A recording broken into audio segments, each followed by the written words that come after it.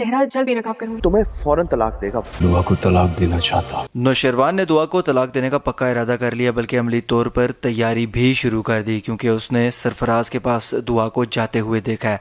अब इस सबूत के बाद तो जाहिर सी बात है कि दुआ को तलाक देना बनता है नौशेरवान की जानिब से, इसको गलती पर नहीं कहा जा सकता। बहरहाल टीजर में इसके अलावा दिखाया गया कि दुआ अपनी बेगुनाही का सबूत लेने के लिए सरफराज के पास जाती है और अब वो वहाँ तक पहुँच चुकी है जहाँ पर उसको सबूत मिल सकते हैं, लेकिन वो सारे के सारे सबूत अभी भी सरफराज के हाथ में है। बहरहाल दुआ काफ़ी नज़दीक पहुँच चुकी है अपने बेगुनाही के सबूत हासिल करने के लिए, लेकिन जिस स्पीड से दिखाया जा रहा है कि ये सारा का सारा मामला दुआ को तलाक देने वाला हो रहा है, पहले दुआ को तलाक होगी या उसकी बेगुनाही का सबूत नौशेरवान के पास आएगा।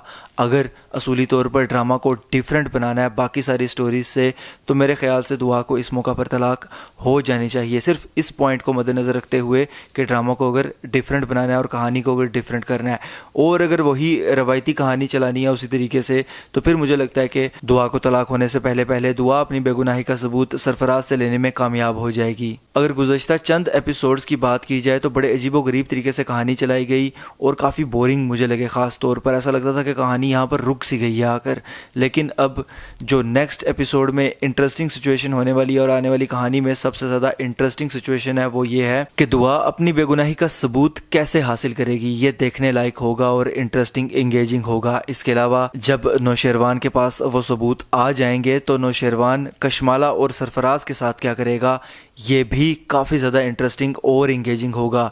सरफराज से ज़्यादा इस वक्त मैं चाहता हूँ कि कशमाला का क्या अंजाम होता है नौशेरवान की जानिब से, ये ज़्यादा दिलचस्प मुझे लग रहा है, क्योंकि कशमाला के हवाले से मुझे ऐसा लगता है कि आने वाले दिनों में एक और इंकशाफ होने वाला है।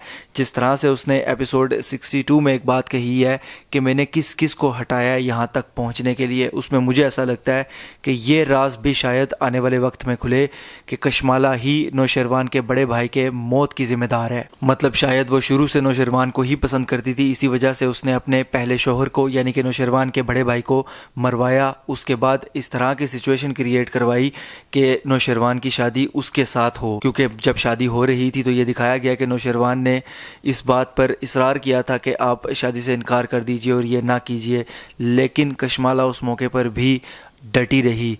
इसका मतलब ये है कि कशमाला शुरू से ही गलत थी और हो सकता है कि यही इंकशाफ करवाया जाए कि नौशेरवान के बड़े भाई की मौत की जिम्मेदार भी कशमाला ही है।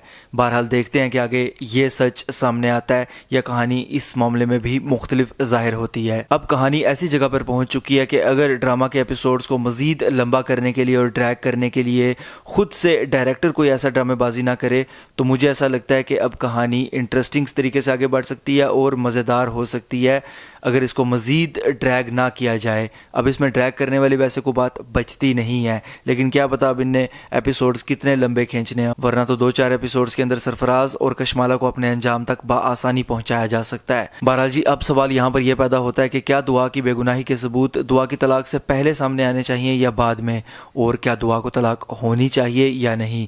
इस हवाले से मुझे कमेंट्स के जरिए लाजमी बताइएगा।